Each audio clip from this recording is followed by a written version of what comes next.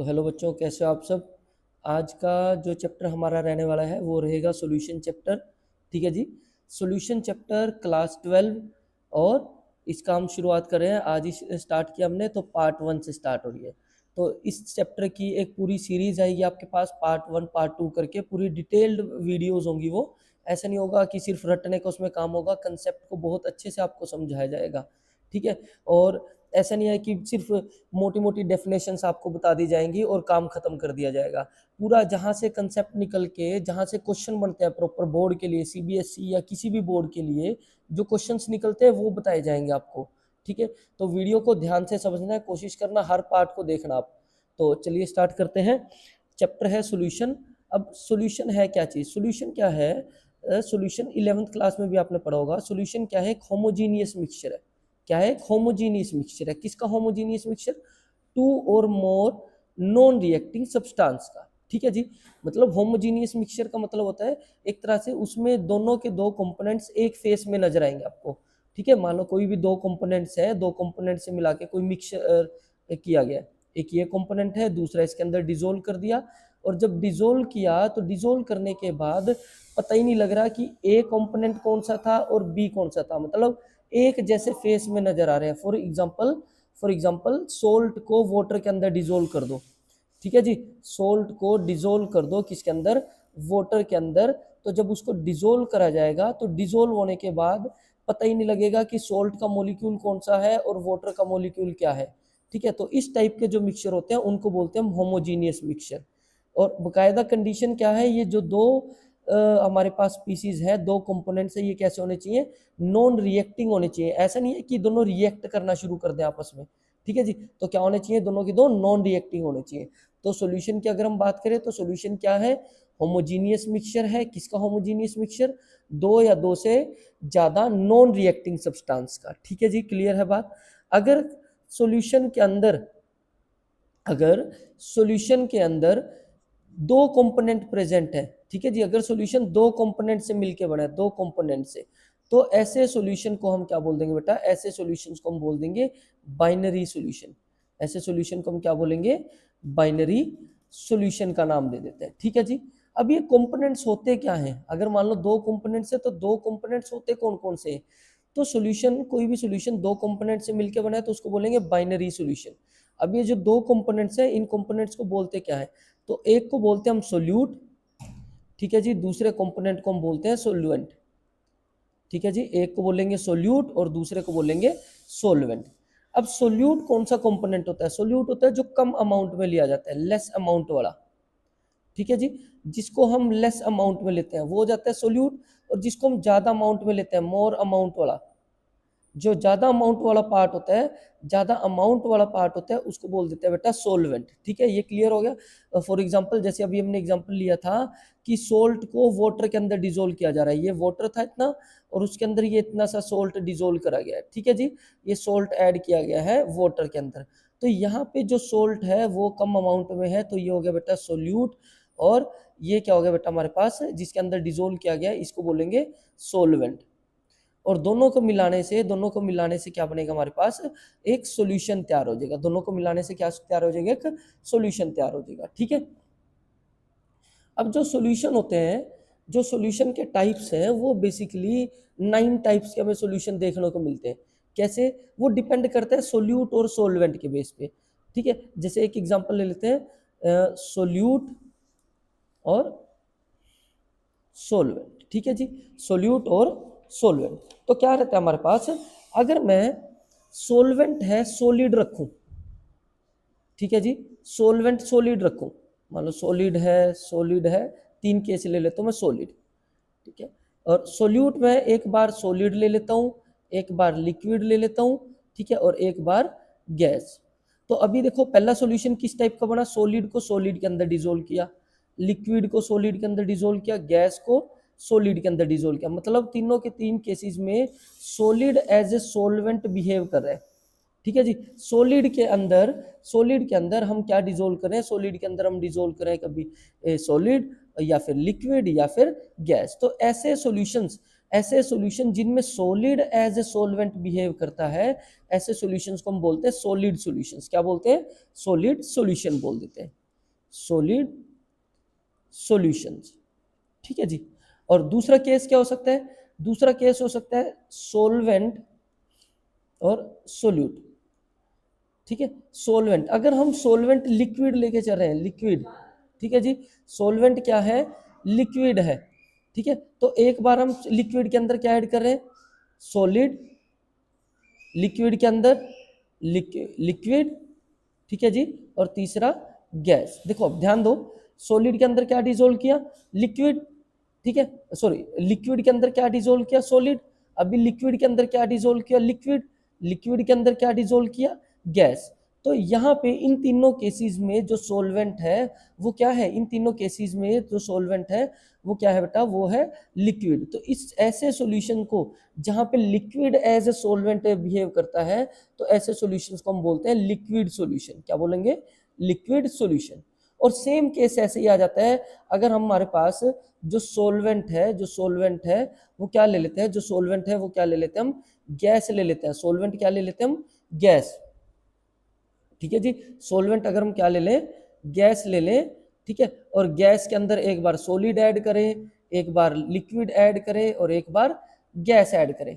ठीक है जी, तो जब gas as a solvent behave करता है तो ऐसे सॉल्यूशंस को बोलते हैं गैसियस सॉल्यूशन। ठीक है जी, क्या बोलेंगे? Gaseous solution. तो तीन टाइप के हमारे सॉलिड सॉल्यूशन हो गए, तीन टाइप के हमारे लिक्विड सॉल्यूशन और तीन टाइप के गैसियस सॉल्यूशन। तो टोटल जो टाइप्स हो गए वो कितने हो गए? 9 टाइप्स के सॉल्यूशन हमें देखने को मिलते हैं। ठीक है जी, तो कुछ एक दो टाइप्स हम यहाँ पे चैप्टर में डिस्कस करेंगे, हर एक टाइप को डिस्कस नहीं करेंगे। ठीक है, तो चलिए नेक्स्ट पे चलते हैं। अभी नेक्स्ट क्या आ जाता है? देखो अब सॉल्यूशन की बात होगी, ये सिर्फ बेसिक चल रहा है बहुत ज़्यादा। ये जो पार्ट रहेगा ये पूरा इंट्रोडक्टरी पार्ट है। ठीक है, जिसमें इंट्रोडक्शन रहेगा ज़्यादा। तो नेक्स्ट आ जाता है हमारे पास, अब जो सॉल्यूशन है उसकी एक टर्म होती है कंसंट्रेशन। कंसंट्रेशन, ठीक है जी। अब ये कंसंट्रेशन क्या होता है? कंसंट्रेशन होता है बेटा amount of solute in given solution. Amount of solute in given solution, given solution या सॉल्वेंट। किसी सॉल्यूशन के अंदर, ठीक है जी, मान लो ये कोई सॉल्यूशन है, इस सॉल्यूशन के अंदर कितना सोल्यूट प्रेजेंट है, इस सॉल्यूशन के अंदर कितना सोल्यूट प्रेजेंट है, वो रिप्रेजेंट करेगा कंसंट्रेशन को। ठीक है जी, वो क्या रिप्रेजेंट करेगा? कंसंट्रेशन को। अगर इस सॉल्यूशन के अंदर, इस सॉल्यूशन के अंदर ज्यादा सोल्यूट प्रेजेंट है, ठीक है जी, अगर सॉल्यूशन के अंदर ज्यादा सोल्यूट प्रेजेंट है तो मतलब सोल्यूट का कंटेंट ज्यादा है, अच्छा खासा है, तो उसको बोलेंगे मोर कंसंट्रेटेड सॉल्यूशन। मोर कंसंट्रेटेड सॉल्यूशन। अगर सॉल्यूशन के अंदर, अगर सॉल्यूशन के अंदर सोल्यूट का अमाउंट बहुत कम है तो उनको बोलेंगे हम less concentrated solution. Less concentrated solution. ठीक है जी, तो सोल्यूट का अमाउंट डिसाइड करता है कंसंट्रेशन को। अगर किसी सॉल्वेंट के अंदर या सॉल्यूशन के अंदर ज्यादा सोल्यूट ऐड है तो मोर कंसंट्रेटेड, अगर कम सोल्यूट ऐड है तो लेस कंसंट्रेटेड सॉल्यूशन बोलेंगे। और लेस कंसंट्रेटेड सॉल्यूशन को हम डाइल्यूट सॉल्यूशन भी बोल देते हैं। लेस कंसंट्रेटेड सॉल्यूशन को हम क्या बोल देते हैं? डाइल्यूट सॉल्यूशन के नाम से भी जानते हैं। ठीक है जी, ये वर्ड हम यूज करने वाले हैं। तो अब आ जाते हैं कंसंट्रेशन को मेजर करने के लिए कुछ टर्म्स। ये 11th क्लास में आपने सबने पढ़ी है, कंसंट्रेशन को किन किन टर्म्स में मेजर किया जाता है। देखो कंसंट्रेशन को मेजर करने के लिए बेटा टर्म्स बहुत सारी हैं, जैसे कि मास परसेंट। ठीक है जी, मास परसेंट। दूसरी आ जाती है स्ट्रेंथ। ठीक है जी, एक टर्म आ जाती है मोलैरिटी। मोलैरिटी। एक टर्म आ जाती है मोलैलिटी। ठीक है जी, मोलैलिटी। और एक टर्म आ जाती है नॉर्मेलिटी। नॉर्मेलिटी। ठीक है जी, एक टर्म आ जाते हैं पीपीएम। तो ये जितनी भी टर्म्स हैं ये सब किसको रिप्रेजेंट करती हैं? ये सब रिप्रेजेंट करते हैं बेटा कंसंट्रेशन को रिप्रेजेंट करती है। तो यहाँ हम थोड़ा सा मेन मेन सी टर्म, क्योंकि इसके ऊपर मैंने पूरी एक वीडियो बना रखी है क्लास 11th के में, आपको वो मिल जाएगी। ठीक है, डिस्क्रिप्शन में उसका लिंक डाल देंगे। तो वहाँ अगर आपको डिटेल में ये आपको सारे कंसंट्रेशन टर्म्स देखनी है तो वहाँ से आप एक बार वीडियो में जाके उसको चेक कर लेना। अभी मैं जो टर्म्स इस चैप्टर में यूज होने वाली है ज़्यादातर, ठीक है जी, जैसे कि मोलैरिटी। मोलैरिटी, मोलैलिटी या फिर मास परसेंट। इन तीन के बारे में थोड़ा सा डिस्कस करते हैं, ठीक है जी। इन तीन के बारे में अभी हम डिस्कस करेंगे। तो मास परसेंट की अगर मैं बात करूं, मास परसेंट क्या होता है, जल्दी जल्दी इनको कवर करेंगे, ज़्यादा टाइम नहीं लगाएंगे क्योंकि बहुत बेसिक टर्म्स है, ठीक है। मास परसेंट क्या होता है, मास परसेंट होता है अमाउंट ऑफ सोल्यूट, या फिर मास ऑफ सोल्यूट लिख लेता हूँ मैं, ठीक है जी। Mass of solute divided by mass of solution, ठीक है जी, मास ऑफ सॉल्यूशन, और मल्टीप्लाई बाय 100। परसेंटेज निकाल रहे हैं तो 100 से मल्टीप्लाई करना पड़ेगा, ठीक है। ऐसे मान लेते हैं कि भाई ये सॉल्यूशन था, ये जो सॉल्यूशन था ये 100 ग्राम का था, ये सॉल्यूशन कितने ग्राम का था, 100 ग्राम का, और इसके अंदर जो सोल्यूट ऐड हो रखा था, सोल्यूट, ठीक है जी, वो मान लेते हैं वो था, सपोज करो 20 ग्राम। तो मास परसेंट कितना निकल के आएगा, मास परसेंट आएगा मास of solute 20 gram, mass of solution 100 और मल्टीप्लाई बाय 100, ठीक है जी। तो कितना परसेंट आया, 20% आया मास परसेंट। अब अगली ध्यान देने वाली बात क्या है, मोलैरिटी और नॉर्मेलिटी। मोलैरिटी और साथ में दोनों टर्म्स को इकट्ठे एक साथ करेंगे, मोलैरिटी और मोलैलिटी, मोलैलिटी, ठीक है जी। मोलैरिटी और मोलैलिटी, देखो ध्यान देंगे, मोलैरिटी को रिप्रेजेंट करते हैं कैपिटल एम के साथ और मोलैलिटी को रिप्रेजेंट करते हैं स्मॉल एम के साथ, ये तो डिफरेंस हो गया। अब मोलैरिटी का फॉर्मूला क्या रहता है, मोलैरिटी का फॉर्मूला रहता है number of moles of solute, number of moles of solute divided by volume of solution, volume of solution in litre, ठीक है जी, इन लीटर। और आपको पता ही है अगर मिलीलीटर मिलेंगे, अगर मिलीलीटर ले लेते हैं यहाँ पे तो 1000 से मल्टीप्लाई कर देंगे, ठीक है जी, 1000 से मल्टीप्लाई हो जाएगा। तो फॉर्मूला क्या रहेगा मोलैरिटी का, number of moles of solute, क्या फॉर्मूला रहेगा, number of moles of solute, ठीक है जी, divided by volume of solution in litre. और अगर मिलीलीटर में है वॉल्यूम तो 1000 से मल्टीप्लाई कर देना आपने, ठीक है, सिंपल सा फॉर्मूला। और यह से ही मोलैलिटी का क्या फॉर्मूला रहेगा, ऊपर तो सेम आएगा, number of moles of solute, ठीक है जी, number of moles of solute divided by mass of solvent, divided by mass of solvent, mass of solvent in kg, ठीक है जी। और mass of solvent in kg, अगर gram में है मास ऑफ सोलवेंट, अगर ग्राम में है तो सिंपल कुछ नहीं करना, 1000 से मल्टीप्लाई कर देना आपने, ठीक है।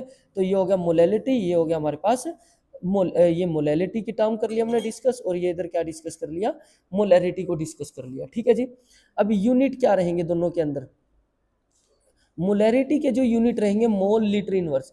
कई बार आपने यूनिट देख के ही पहचान लेना है कि कंसंट्रेशन किस टर्म्स में दे रखी है, ठीक है जी, आपको यूनिट से ही पहचान हो जानी चाहिए। तो कहीं पे अगर लिखा है ना 10 मोल पर लीटर, ठीक है जी, 10 मोल लीटर इनवर्स, तो आपको देखते ही कि मोल लीटर इनवर्स की बात हो रही है, अच्छा ये तो मोलैरिटी है, ठीक है जी। तो ऐसे पता होना चाहिए, या फिर लिखा है वो ऐसे 10 मोलर, कैपिटल है मोलर लिखा हो, या फिर 10 ऐसे पूरा करके लिखा हो मोलर, तो मतलब है मोलैरिटी की रिप्रेजेंटेशन है। और अगर कहीं पे ऐसे लिखा हो मोलैलिटी का यूनिट क्या रहता है, मोलैलिटी का यूनिट रहता है मोल केजी इनवर्स, तो ऐसे करके कुछ दे रखा है तो समझ जाओ कि ये मोलैलिटी की बात हो रही है। जैसे कहीं पे लिखा है 10 मोल केजी इनवर्स, ठीक है जी, 10 मोल केजी इनवर्स, तो यहाँ आप देखते ही समझ जाओगे, अच्छा मोल केजी इनवर्स है तो मोल केजी इनवर्स है मतलब मोलैलिटी की बात हो रखी है। या लिखो 10 एम स्मॉल एम, ठीक है, या मोलल लिखो, मोलल, ठीक है, तो मतलब इट मीन्स मोलैलिटी की बात हो रही है आपके पास, क्लियर। अब यहाँ पे एक टर्म आपके पास आई है दोनों फॉर्मूलों में, मोल्स, ठीक है जी। दोनों फॉर्मूलों में सबसे ऊपर क्या आ रहा था, दोनों फॉर्मूले में ऊपर number of moles of solute. तो नंबर ऑफ मोल्स डिटरमाइन कैसे करें, ठीक है जी, number of moles, number of moles, number of moles कैसे फाइंड आउट करते हैं, number of moles find out करेंगे गिवन मास, जिसके भी हमने निकालने हैं, मतलब सोल्यूट का निकालना है तो given mass of solute, solvent के निकालने हैं तो गिवन मास ऑफ सोलवेंट हो जाएगा, और डिवाइडेड बाय मोलर मास या मोलिकुलर मास। तो नंबर ऑफ मोल्स बेटा कैसे निकालेंगे, नंबर ऑफ मोल्स हम डिटरमाइन करेंगे given mass by molar mass. Given mass by molar mass का मतलब है जैसे कोई ऐसे दे रखे है 2 ग्राम NaOH, 2 ग्राम NaOH के अंदर नंबर ऑफ मोल्स डिटरमाइन करो, ठीक है जी। तो कैसे निकालेंगे, number of moles given mass by molar mass. अभी गिवन मास कितना दे रखा है यहाँ पे, गिवन मास है 2 ग्राम, ठीक है, ये 2 ग्राम, ये गिवन मास है। और मोलर मास होता है जो फॉर्मूले पुट करते हैं, जैसे सोडियम का 23, ठीक है जी, ऑक्सीजन का 16 और हाइड्रोजन का 1, तो टोटल कितना हो गया बेटा 40 ग्राम। तो आ गया 40 यानी कि 1/20, ठीक है जी। ये आगे नंबर ऑफ मोल्स, क्लियर। तो इस तरह से हम मोल्स को फाइंड आउट करेंगे। अब जो आगे चैप्टर में टर्म्स आने वाली है, ठीक है, और क्या टर्म्स आने वाली है चैप्टर में, एक टर्म आने वाली है बेटा मोल फ्रैक्शन, ठीक है जी, मोल फ्रैक्शन। मोल फ्रैक्शन के भी आपके पास अच्छे खासे न्यूमेरिकल्स के बीच में कहीं ना कहीं दे रखा होगा कि ये इसका मोल फ्रैक्शन है। तो ये सारी टर्म्स आपके पास यूज होने वाली है आने वाले पार्ट्स में। मोल फ्रैक्शन क्या रहेगा, देखो जो सॉल्यूशन है ना, एक मिनट, जो सॉल्यूशन है, ठीक है जी, सॉल्यूशन आपका दो कंपोनेंट से मिलके बना है। दो कंपोनेंट कौन से हैं, एक तो है सॉल्वेंट, सॉल्वेंट, ठीक है जी, और एक है आपका सोल्यूट, ठीक है जी, एक है सॉल्वेंट और एक है सोल्यूट। तो अगर मैं आपको बस यही मान के चलना है कि सॉल्वेंट के लिए 1 नंबर और सोल्यूट के लिए 2 नंबर, ए बी मान लो या फिर 1 और 2, सॉल्वेंट आपका 1 और सोल्यूट आपका 2 रहेगा। तो number of moles of solvent मतलब N1 और number of moles of solute मतलब N2, ये बात दिमाग में डाल लो। तो कहीं पे भी मैं अगर N1 लिखूंगा तो it means number of moles of solvent, 1 लिखूंगा तो सॉल्वेंट की बात हो रही है, और 2 लिखूंगा तो मतलब सोल्यूट की बात हो रही है, ठीक है जी। तो मोल फ्रैक्शन, अगर मोल फ्रैक्शन निकाले, मोल फ्रैक्शन को इसे रिप्रेजेंट कर देते हैं एक्स से, ठीक है जी, एक्स बोल दो, एक आई बोल दो, तो x1, वन मतलब सोलवेंट की बात हो रही है, तो ये किसका मोल फ्रैक्शन है, मोल फ्रैक्शन ऑफ सोलवेंट। तो कैसे निकालेंगे, number of moles of solvent divided by total number of moles. जिसका मोल फ्रैक्शन निकालना है उसके मोल्स ऊपर रखो और डिवाइड में टोटल नंबर ऑफ मोल्स, और वहीं पे डिटरमाइन करना अगर मोल फ्रैक्शन ऑफ सोल्यूट, ठीक है जी, x2 मतलब 2 मतलब solute, mole fraction of solute, तो कैसे निकालेंगे, number of moles of solute divided by total number of moles, ठीक है जी। ये सिंपल से तरीके हैं फाइंड आउट करने के।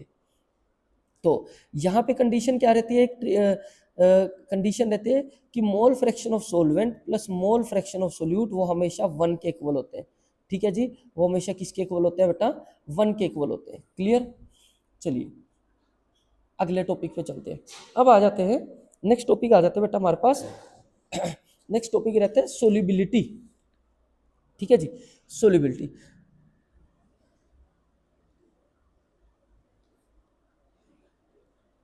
सोल्यूबिलिटी, ठीक है जी। अब सोल्यूबिलिटी देखो, सोल्यूबिलिटी हम यहाँ 2 टाइप के सॉल्यूशंस करेंगे इस चैप्टर में, ठीक है। 2 टाइप के कौन से करेंगे, एक तो solid in liquid, solid in liquid solution. ऐसे सॉलिड इन लिक्विड सॉल्यूशन का क्या मतलब है, सॉलिड इन लिक्विड सॉल्यूशन का मतलब है कि लिक्विड आपका सॉल्वेंट है और उसके अंदर आप क्या ऐड करो बेटा, सॉलिड ऐड करो, ठीक है जी, सॉलिड को ही ऐड करो, ये एज ए सोल्यूट बिहेव करेगा, क्लियर। तो जब लिक्विड एज ए सोलवेंट हो और उसके अंदर सॉलिड ऐड किया जा रहा हो तो ऐसे सॉल्यूशन को क्या बोलेंगे, सॉलिड इन लिक्विड सॉल्यूशन, ठीक है। और दूसरे हम बात करेंगे, दूसरे सॉल्यूशन की हम बात करेंगे gas in liquid solution, gas in liquid solution, gas in liquid solution.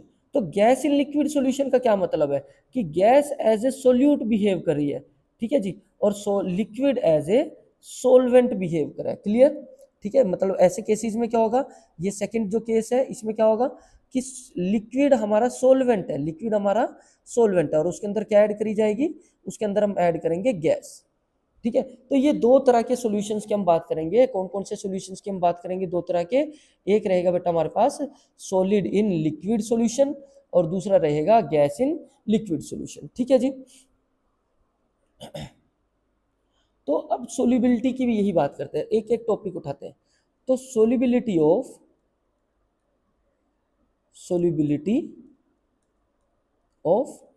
Solid in liquid solution, solid in liquid solution, ठीक है जी, सॉलिड इन लिक्विड सॉल्यूशन।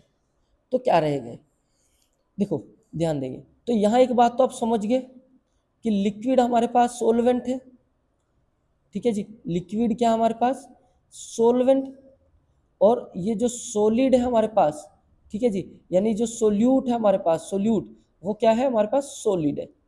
तो ये जो सॉल्यूशन बना ये बना सॉलिड इन लिक्विड सॉल्यूशन। अब सोलिबिलिटी क्या होगी, सोलिबिलिटी होगी कि भाई पर 100 ग्राम सोलवेंट के अंदर, मान लो मैंने सोलवेंट 100 ग्राम ले लिया, उस 100 ग्राम सोलवेंट के अंदर 100 ग्राम सोलवेंट के अंदर 100 ग्राम सोलवेंट के अंदर कितना सोल्यूट डिसोल्व हो सकता है। ठीक है जी, 100 सोलवेंट क्या है यहाँ पे, लिक्विड, और सोल्यूट क्या है यहाँ पे, सॉलिड। ठीक है जी, मतलब 100 ग्राम लिक्विड के अंदर 100 ग्राम लिक्विड के अंदर कितना अमाउंट ऑफ सोल्यूट डिसोल्व हो सकता है, वो सोल्यूबिलिटी होगी, वो होगी solubility of solid in a liquid solution. मतलब किसी सोल्यूट की क्षमता, किसी सोल्यूट की टेंडेंसी डिसोल्व होने की, भाई वो किस हद तक डिसोल्व हो सकता है। ठीक है, फॉर एग्जांपल मान लो आपने एक सोलवेंट लिया, सोलवेंट एक सोलवेंट ऐसे ले लेते हैं। ठीक है, अब सोलवेंट लिया आपने, कोई वाटर ले लिया मान लो, वाटर के अंदर हमने 1 चम्मच चीनी डाली, डिजोल्व होगी। ठीक है, 2 चम्मच चीनी डाली, वो भी डिजोल्व होगी, 3 चम्मच डाली, वो भी डिजोल्व होगी।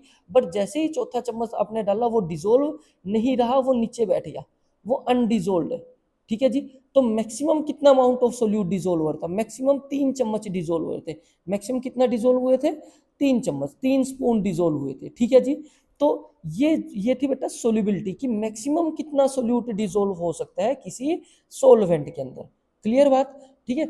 और जब ये मैक्सिमम अमाउंट ऑफ सोल्यूट हम किसी सोलवेंट में डिसोल्व कर देते हैं, तो ऐसे सॉल्यूशन को बोलते हैं हम सैचुरेटेड सॉल्यूशन। क्या बोलते हैं हम ऐसे सॉल्यूशन को, सैचुरेटेड सॉल्यूशन बोल देते हैं। जब किसी सोलवेंट के अंदर मैक्सिमम सोल्यूट डिसोल्व हो सकता है। ठीक है, कि भाई अब इससे ज्यादा डिसोल्व नहीं होगा, अब ये हो चुका है, मैक्सिमम डिसोल्व हो चुका है, इससे ज्यादा हम डिसोल्व नहीं कर सकते। तो ऐसे सॉल्यूशंस को हम क्या बोलेंगे, सैचुरेटेड सॉल्यूशन बोलेंगे।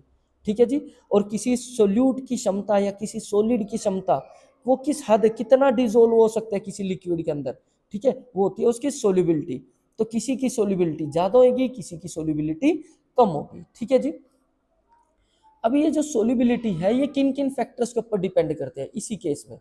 ठीक है जी, सोल्यूबिलिटी कौन सी पढ़ रहे हैं हम, सोल्यूबिलिटी कर रहे हैं हम सॉलिड इन लिक्विड की। Factor affecting solubility, factor affecting solubility. ठीक है, कौन सी वाली सोल्यूबिलिटी की हम बात करें, किसको, कैसे सॉल्यूशन की हम बात करें, सॉलिड इन लिक्विड की, मतलब सॉलिड को डिसोल्व करें हम किसके अंदर, लिक्विड के अंदर डिसोल्व करें, सॉलिड को लिक्विड के अंदर डिसोल्व करें। ठीक है जी, तो क्या क्या फैक्टर्स है, क्या क्या फैक्टर्स है जिनके ऊपर ये जो सोल्यूबिलिटी है वो डिपेंड करती है। ठीक है जी, जो फर्स्ट फैक्टर हमारा रहता है वो रहता है बेटा, first factor nature of solute and solvent. First factor क्या रहेगा हमारा, nature of solute and solvent, nature of solute and solvent, nature of solute and solvent, कैसा नेचर है। देखो, जब भी सोल्यूबिलिटी की एक बात आती है ना, आप एक लाइन ध्यान रखा करो, लाइक डिसोल्व लाइक। ठीक है, क्या लाइन ध्यान रखनी है आपने, like dissolve like. Like like को डिसोल्व करेगा, लाइक लाइक को डिसोल्व करेगा मतलब पोलर पोलर को डिसोल्व करेगा, polar dissolve polar, polar polar को डिसोल्व करेगा, और non polar dissolve non polar, dissolve non polar. ठीक है जी, non polar dissolve non polar, non polar non polar को डिसोल्व करेगा। जैसे एक एग्जांपल हम लेते हैं कि वाटर लिया, वाटर के अंदर हमने क्या ऐड किया, वाटर के अंदर हमने NaCl ऐड कर दिया, सोल्ट। ठीक है जी, दूसरा केस लिया हमने वाटर, ठीक है जी, उसके अंदर हमने ऐड कर दिया ऑयल। ठीक है, तो किस में सोल्यूबिलिटी ज्यादा होगी, किसकी सोल्यूबिलिटी ज्यादा होगी, किसकी सोल्यूबिलिटी ज्यादा लगती है आपको, NaCl की सोल्यूबिलिटी ज्यादा होगी वाटर के अंदर, या फिर ऑयल की सोल्यूबिलिटी ज्यादा होगी वाटर के अंदर। तो बिल्कुल क्लियर है, NaCl जो है बेटा, Na पॉजिटिव Cl नेगेटिव, ऐसे पहचान लेते हैं, Na पॉजिटिव होता है Cl नेगेटिव, तो NaCl कैसा है, पोलर।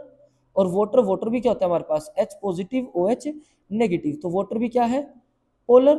तो मतलब पोलर पोलर को डिसोल्व करेगा, पोलर पोलर को डिसोल्व करेगा। ठीक है जी, अच्छी खासी सोल्यूबिलिटी होगी। अब यहाँ पे देखें, जो वाटर है H positive OH negative, water तो पोलर है, बट जो ऑयल है, ऑयल के अंदर मेजर हाइड्रोकार्बन पार्ट होता है बेटा।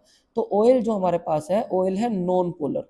ऑयल कैसा होता है नेचर में, नॉन पोलर होता है। तो तभी ऑयल वाटर के अंदर डिसोल्व नहीं होता, क्योंकि ऑयल नॉन पोलर है और वाटर कैसा है, पोलर है। तो ऑयल की सोल्यूबिलिटी बहुत कम होगी या ना के बराबर होगी। ठीक है जी, तो ये डिजोल्व नहीं करेगा। तो इट मीन्स जो सोल्यूबिलिटी है वो डिपेंड करती है कि सोल्यूट का और सोलवेंट का नेचर कैसा है। अगर दोनों पोलर है तो अच्छे से डिजोल्व होंगे, अगर एक पोलर है एक नॉन पोलर है तो डिजोल्व अच्छे से नहीं होंगे। ठीक है, नेक्स्ट फैक्टर क्या आ जाता है, ठीक है, नेक्स्ट फैक्टर आता है बेटा टेम्परेचर। नेक्स्ट फैक्टर आ जाता है टेम्परेचर। टेम्परेचर, ठीक है जी, टेम्परेचर। अब टेम्परेचर कैसे अफेक्ट करता है किसी की सोल्यूबिलिटी को।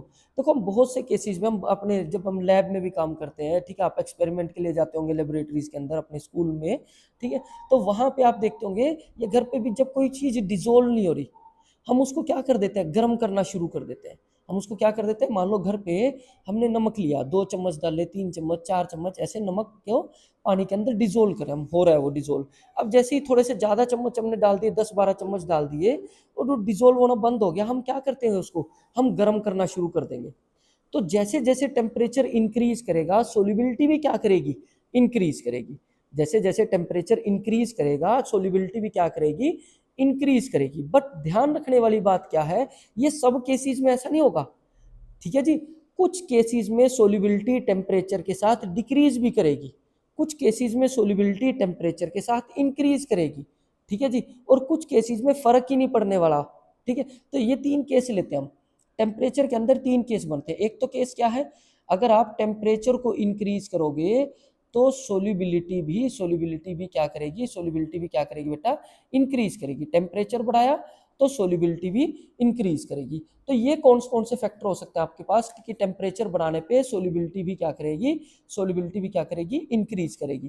तो इसके आपके एग्जांपल रहेंगे, ये कौन से सोल्ट के केस में हो सकता है, ये हो सकता है KCl, ठीक है जी, NaCl, KNO3, ठीक है, पोटाशियम नाइट्रेट, सोडियम नाइट्रेट, इस तरह के जो सोल्ट होते हैं बेटा, ठीक है, ये इन केसेस में क्या रहता है, आप ये 2-4 एग्जांपल ध्यान रखना। इन केसेस में क्या रहता है हमारे पास, अगर टेम्परेचर बढ़ाओगे तो इनकी सोल्यूबिलिटी भी क्या करेगी, इंक्रीज करेगी, ठीक है जी। अब ऐसा क्यों होता है, ऐसा होता है क्योंकि ये जो प्रोसेस होती है ना, ये डिसोल्यूशन वाली जो प्रोसेस होती है, देखो किसी चीज को डिसोल्व जब हम कर रहे हैं किसी सॉल्वेंट के अंदर तो उसको बोलते हैं डिसोल्यूशन। तो ऐसा इसलिए होता है कि जब हम ये ऐसा मान के चलो ये सॉलिड है, ठीक है जी, या ऐसे मान के चलो सोल्यूट है, सोल्यूट को डिसोल्व करें किसके अंदर बेटा, सोलवेंट के अंदर, ठीक है।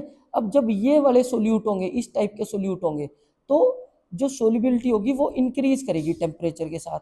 क्यों, क्योंकि ये जो रिएक्शंस होती है ये रिएक्शन एंडोथर्मिक रिएक्शन होती है। कैसी रिएक्शंस होती है, एंडोथर्मिक, ठीक है जी, एंडोथर्मिक। एंडोथर्मिक में हीट एब्जॉर्ब होती है, एंडोथर्मिक में हीट क्या करती है, एब्जॉर्ब करती है, ठीक है। तो एंडोथर्मिक होने की वजह से ये इनकी सोल्युबिलिटी इंक्रीज करेगी। अगर थोड़ा सा और डीपली यहाँ पे मैं जाऊँ तो 11th क्लास में एक प्रिंसिपल आपने पढ़ा था, ली चैटलियर प्रिंसिपल, ठीक है जी, 11th क्लास में आपने ली चैटलियर प्रिंसिपल पढ़ा था। ली चैटलियर प्रिंसिपल, LP लिख देता हूँ मैं, ली चैटलियर प्रिंसिपल। वो क्या बोलता था कि अगर टेम्परेचर इंक्रीज करोगे ना, टेम्परेचर इंक्रीज करोगे तो जो इक्विलिब्रियम है वो शिफ्ट करेगा फॉरवर्ड, शिफ्ट करेगा एंडोथर्मिक वाली साइड, ठीक है जी, एंडो वाली साइड शिफ्ट करेगा, एंडोथर्मिक वाली साइड शिफ्ट करेगा। तो अगर टेम्परेचर देखो हीट एब्जॉर्ब हो रही है तो इट मीन टेम्परेचर बढ़ रहा है, और फॉरवर्ड डायरेक्शन, एंडोथर्मिक कौन सी रिएक्शन में हो रही है, फॉरवर्ड में। तो अगर आप टेम्परेचर को इंक्रीज करोगे तो इक्विलिब्रियम शिफ्ट करेगा फॉरवर्ड में, मतलब रिएक्शन फटाफट होगी। अब आपको इतना कहानी यहाँ पे ध्यान रखनी नहीं है, आपने सिर्फ मोटी सी बात क्या याद रखनी है कि ये जो सोल्ट है ना, ये वाले जो सोल्ट है, ठीक है जी, इन केसेस में क्या होगा, अगर आप टेम्परेचर बढ़ाओगे तो इनकी सोल्युबिलिटी क्या करेगी, इंक्रीज करेगी। कोई रीजन पूछ ले एग्जाम के पॉइंट ऑफ व्यू से, कोई रीजन पूछ ले क्यों इंक्रीज करेगी, तो आपने बताना है क्योंकि ये जो डिसोल्यूशन जो प्रोसेस है ये एंडोथर्मिक प्रोसेस है। ये कैसी प्रोसेस है, एंडोथर्मिक प्रोसेस है, ठीक है जी। बस इतनी बात पे आपने खत्म कर देना है। और दूसरा, कुछ सोल्ट, एक, ठीक है जी। अब कुछ सोल्ट क्या होता है बेटा, कुछ सोल्ट जैसे कि मैं एक एग्जांपल ले लूँ, कुछ सोल्ट जैसे सीरियम सल्फेट, ठीक है जी, सीरियम सल्फेट, ठीक है। और हो जाता है हमारे पास सीरियम सल्फेट के साथ लिथियम कार्बोनेट, लिथियम कार्बोनेट, ठीक है जी, या sodium carbonate, sodium carbonate monohydrate. ये कुछ जो सोल्ट्स है ना, ये जो कुछ सोल्ट्स है, बस यही नाम आप याद रख लेना दो चार, ठीक है, इतना कोई यहाँ से डीप क्वेश्चन नहीं आने वाला। ये जो सोल्ट्स है ना, इनकी जो सोल्युबिलिटी है, अगर आप टेम्परेचर इंक्रीज करोगे तो इन सोल्ट्स की जो सोल्युबिलिटी है वो डिक्रीज करेगी। वो क्या करेगी? डिक्रीज करेगी। ये जो सोल्ट्स हैं इनकी सोल्युबिलिटी क्या करेगी? डिक्रीज करेगी विद इंक्रीज इन टेम्परेचर। ठीक है जी। अब एक लाइन में रीजन इसका ध्यान रखना है, क्यों करेगी? क्योंकि ये जो डिसोल्यूशन की प्रोसेस रहेगी, ये कैसी रहेगी? एक्सोथर्मिक रहेगी। कैसी रहेगी ये? एक्सोथर्मिक रहेगी। ठीक है जी। अब कुछ सोल्ट्स कैसे होते हैं बेटा? कुछ सोल्ट हमारे पास होते हैं जिनकी सोल्युबिलिटी टेम्परेचर के साथ ना इंक्रीज करेगी और ना ही डिक्रीज करेगी। मतलब नो सोल्युबिलिटी का no effect of temperature, no effect of temperature on solubility. ठीक है जी। सोल्युबिलिटी, ना तो सोल्युबिलिटी टेम्परेचर बढ़ाने या कम करने से डिक्रीज करेगी और ना ही इंक्रीज करेगी। मतलब कोई फर्क नहीं पड़ने वाला सोल्युबिलिटी के ऊपर, किसका? टेम्परेचर का। ठीक है। तो इस तरह के जो सोल्ट्स हमारे पास रह जाते हैं वो इसका एक दो एग्जांपल याद रख लेना, जैसे sodium sulphate Na2SO4 decahydrate, Na2SO4 10H2O। ये एक एग्जांपल याद रख लेना आप। CaCl2.6H2O, CaCl2.6H2O। तो इन केसेस में ऐसा क्या होता है कि सोल्युबिलिटी के ऊपर टेम्परेचर का कोई फर्क ही नहीं पड़ता। तो यहाँ पे आपने एक छोटा सा रीजन इनका ध्यान रखना है, जैसे ऊपर वालों में रीजन ध्यान रखना है, तो यहाँ ध्यान रखना है कि जब इनको हम डिजोल्व करते हैं टेम्परेचर के साथ, इनकी सोल्युबिलिटी कोई इफेक्ट नहीं होती। क्यों? क्योंकि ये सिर्फ क्या हो रहा है, इनकी जो पोलीमॉर्फिक फॉर्म है वो एक फॉर्म से दूसरी फॉर्म में कन्वर्ट होती रहती है। ठीक है जी। तो यहाँ पे आप ध्यान रखना कि सिर्फ क्या चेंज होती है इनकी, ये एक पोलीमॉर्फिक फॉर्म से दूसरी पोलीमॉर्फिक फॉर्म में कन्वर्ट होते रहते हैं। ठीक है। स्टेट चेंज, वन पोलीमॉर्फिक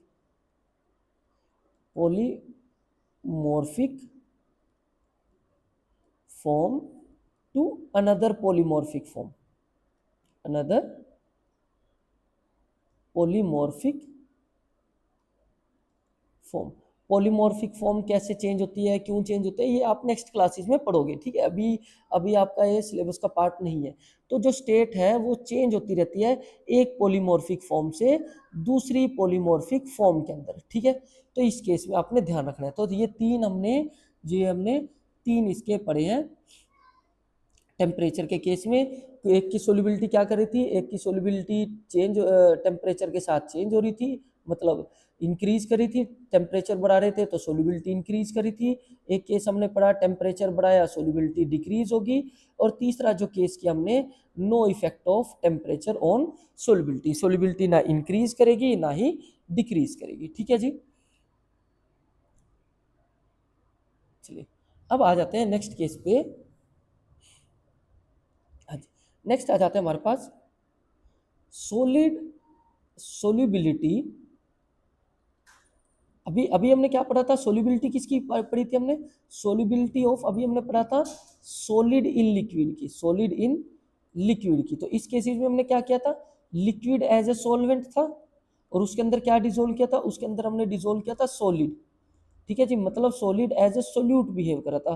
तो सोल्यूट के तौर पे सॉलिड था और लिक्विड ये हमारे पास सॉल्वेंट था। तो ये केस अभी हमने जस्ट किया है। अब हम नेक्स्ट केस जो करेंगे वो हमारे पास रहेगा सोल्युबिलिटी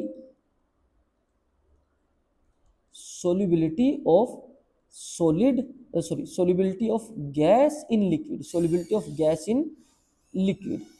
ठीक है जी। Solubility of gas in liquid. तो इसमें क्या रहेगा? इसमें भी सेम वही कहानी है कि एक यूनिट वॉल्यूम लिक्विड के अंदर, मतलब 1 यूनिट लिक्विड के अंदर, 1 यूनिट लिक्विड को 1 cc मान लो। ठीक है जी।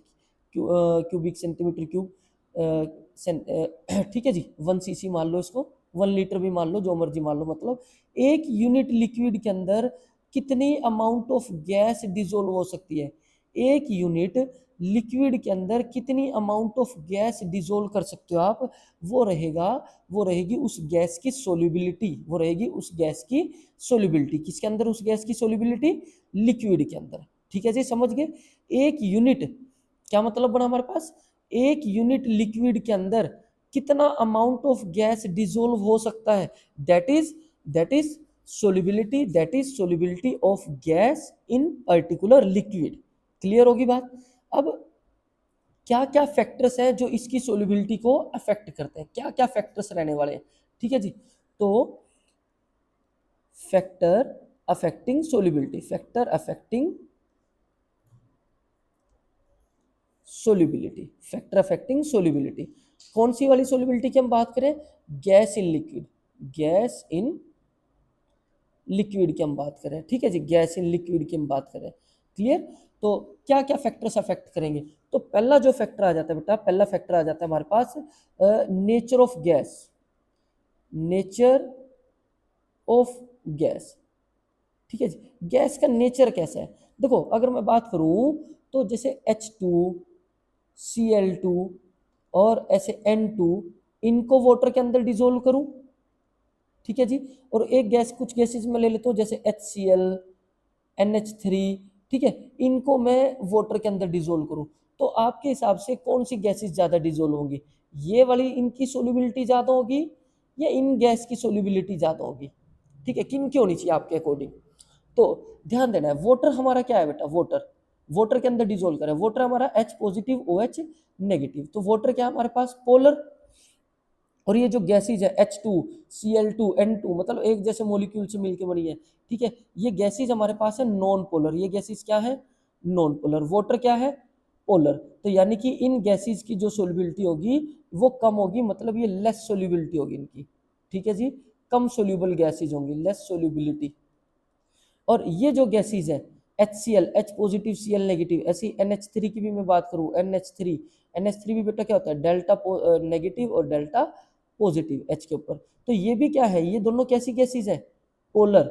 तो वाटर भी पोलर है और ये जो दोनों गैसेज है ये भी पोलर है, तो पोलर पोलर को अच्छे से डिसोल्व करेगा, अच्छे से बॉन्डिंग इनके बीच में बनेगी, तो यानी कि यहाँ पे जो सोल्यूबिलिटी होगी वो ज्यादा होगी, ठीक है जी, मोर सोल्यूबल गैसेज होंगी ये, तो मोर सोल्यूबिलिटी, ठीक है जी, तो इस केस में सोल्यूबिलिटी ज्यादा होगी। क्लियर।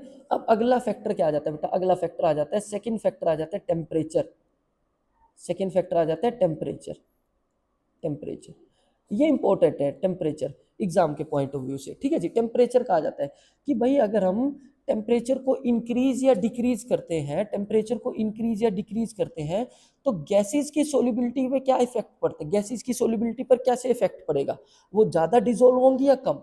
अब आप ना एक एग्जांपल लेके चलो, देखो आपने कोई लिक्विड लिया, ठीक है जी, कोई लिक्विड लिया, उसके अंदर आपने डिजोल्व कर दी गैस, ठीक है, उसके अंदर आपने गैस डिजोल्व कर दी, मान लो डिजोल्व हो भी गई, सपोज करो, अब डिजोल्व होगी, अब आपने क्या किया, उसको गर्म करना शुरू कर दिया, गैस को, ये जो डिजोल्व किया आपने इसको क्या करना शुरू कर दिया, गर्म करना शुरू कर दिया। अब जब गर्म करोगे तो एक तो बड़ी मुश्किल से गैस डिजोल्व हुई थी, अब जैसे ही उसको हीट करोगे, आप टेम्परेचर बढ़ाओगे, तो हीट करने की वजह से जो डिजोल्व गैस थी वो भी क्या हो जाएगी बेटा, उड़नी शुरू हो जाएगी, वो भी निकलनी शुरू हो जाएगी वहां से। तो जैसे जैसे तुम टेम्परेचर इंक्रीज करोगे, टेम्परेचर इंक्रीज करोगे, तो जो सोल्यूबिलिटी है, सोल्यूबिलिटी, मैं बार बार याद करा रहा हूँ, कौन सी वाली सोल्यूबिलिटी, जो सोल्यूबिलिटी है किसकी, गैस इन लिक्विड की, ठीक है, जो सोल्यूबिलिटी है वो क्या करेगी बेटा, वो डिक्रीज करेगी, जो सोल्यूबिलिटी है वो क्या करेगी, डिक्रीज करेगी।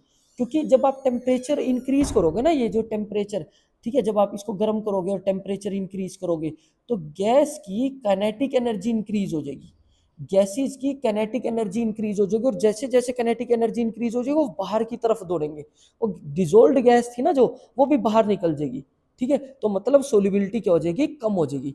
तो इसी कारण से एक फैक्ट भी आपने सुना होगा कहीं पे कि कोल्ड वाटर के अंदर, ठीक है जी, कोल्ड वाटर के अंदर जो एक्वेटिक एनिमल्स हैं, एक्वेटिक एनिमल्स, ठीक है, एक्वेटिक एनिमल्स जैसे फिशेज वगैरह, वो अच्छे से रह पाते हैं बजाय हॉट वाटर के, ठीक है जी, हॉट वाटर के, हॉट वाटर के, क्योंकि कोल्ड वाटर है, कोल्ड वाटर का क्या मतलब है, टेम्परेचर कम है, तो कोल्ड वाटर का क्या मतलब है, टेम्परेचर कम है, और टेम्परेचर कम है तो ऑक्सीजन गैस की सोल्युबिलिटी क्या होगी, ज़्यादा होगी, ठीक है, जो ऑक्सीजन गैस की सोल्युबिलिटी क्या होगी, ज़्यादा होगी। तो एक्वेटिक एनिमल्स के पास अच्छी खासी ऑक्सीजन प्रेजेंट है सांस लेने के लिए।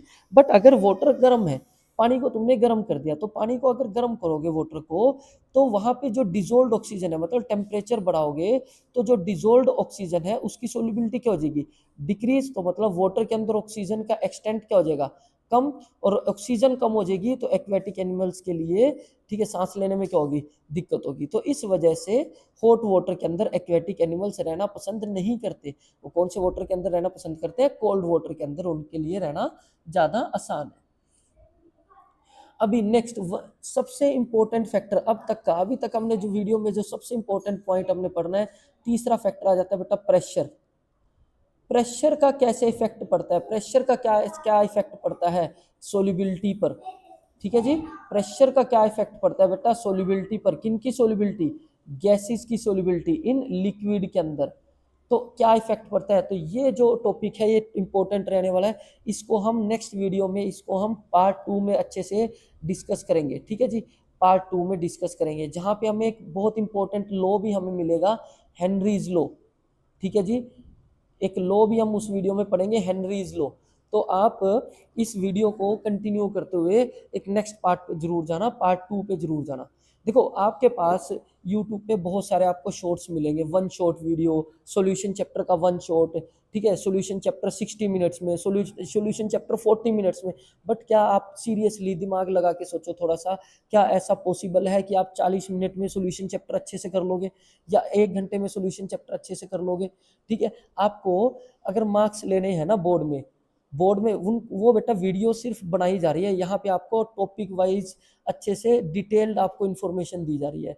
तो अगर आपको अच्छे से मार्क्स लेना, आप ये नोट साथ के साथ करते जाओ, जो मैं लिखवा रहा हूँ इससे बाहर एग्जाम में नहीं आने वाला, ठीक है। कुछ वीडियोस में जो प्रीवियस ईयर क्वेश्चंस है उसके ऊपर भी रखूंगा, हर चैप्टर के प्रीवियस ईयर क्वेश्चंस भी कराऊंगा। तो अगर आपने एक बार सारी वीडियोस देख ली तो अच्छे मार्क्स आने के पूरे चांस है। तो चैनल को एक आप सब्सक्राइब जरूर कर दिया करो और वीडियो को लाइक कर दिया करो, ठीक है जी, क्योंकि